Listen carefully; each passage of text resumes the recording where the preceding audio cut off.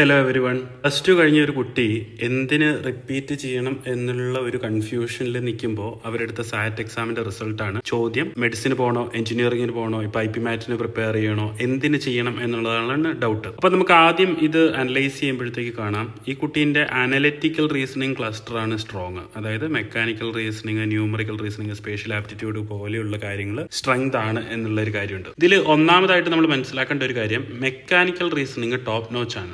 94.9% perform ചെയ്തിട്ടുണ്ട്. അതായത് മെഷീൻസിനെ കണ്ട് മെക്കാനിക്കലായിട്ട് ചെയ്യേണ്ട കോർ ആയിട്ടുള്ള പ്രോബ്ലംക്കുള്ള സ്കില്ല് ഭയങ്കര ഹൈ ആണ്. അതിന്റെ ഒപ്പം അതിനെ ന്യൂമറിക്കൽ ആപ്റ്റിറ്റ്യൂഡിൽ ചെയ്യാനുള്ള കപ്പാസിറ്റി ഉണ്ട്, സ്പേഷ്യലി വിഷ്വലൈസ് ചെയ്യാനുള്ള ഒരു കപ്പാസിറ്റി ഉണ്ട്, കാര്യങ്ങൾ ഡയമെൻഷനിൽ കാണാനുള്ള എന്നൊരു കാര്യമുണ്ട്. ഈ മൂന്ന് സ്ട്രെങ്തും വളരെ യുണീക്ക് ആയിട്ട് ക്രിട്ടിക്കൽ ആയിട്ട് എഞ്ചിനീയറിംഗ് പോലെയുള്ള ഒരു കാര്യങ്ങൾ ചെയ്യാൻ വേണ്ടിയിട്ടുള്ള സ്കില്ലിനെ സൂചിപ്പിക്കുന്ന കാര്യങ്ങളാണ്. വേറെ പല കാര്യങ്ങളും പറ്റും, പക്ഷേ ഈ കുട്ടീന്റെ one of the options was engineering ആണോ മെഡിസിൻ ആണോ അങ്ങനെയുള്ള ഒരു കാര്യങ്ങളാണ്. അപ്പം എഞ്ചിനീയറിംഗ് എന്നുള്ള ഒരു സാധനം നാച്ചുറൽ ആയിട്ടുള്ള ഒരു ചോയ്സ് ആണ്. ഓക്കെ, അബ്സ്ട്രാക്ട് റീസണിംഗ് നെഗറ്റീവ് ആണ്, പക്ഷേ അത് വലിയൊരു പ്രശ്നത്തിലെത്തില്ല, കാരണം ഈ ആപ്റ്റിറ്റ്യൂഡുകളെല്ലാം സോൾവബിൾ ആണ് എന്നൊരു കാര്യം. ഇനി ഇതിനോടൊപ്പം നമ്മൾ ചെക്ക് ചെയ്യേണ്ട ഒരു കാര്യം, അവിടെ നമുക്ക് ആപ്റ്റിറ്റ്യൂഡ് ഹൈ ആണ് എന്ന് വെച്ച് നമ്മുടെ നോളജും അതിനൊപ്പം സമമായിട്ട് പോകണം. കാരണം നമ്മൾ പഠിച്ചെടുക്കേണ്ട ഈ കാര്യങ്ങൾ. ഇപ്പൊ ഇവിടെ നോക്കുമ്പോഴും ബേസിക് ആയിട്ട് നമ്മൾ പ്രിപ്പയർ ചെയ്യാൻ പോകുമ്പോൾ നോക്കേണ്ട ഒരു സാധനങ്ങളിൽ ഈ കുട്ടീന്റെ മാത്തമാറ്റിക്സും സയൻസും സ്ട്രോങ് ആണ്, മാത്സും സ്ട്രോങ് ആണ്, സയൻസും സ്ട്രോങ് ആണ്. ഈ സയൻസിൽ തന്നെ ബയോളജിയെക്കാളും ബെറ്റർ ആയിട്ട് ഫിസിക്സും കെമിസ്ട്രി ഒക്കെയാണ് ചെയ്യുന്നത് എന്നുള്ളൊരു കാര്യമുണ്ട്. അപ്പം നമ്മൾ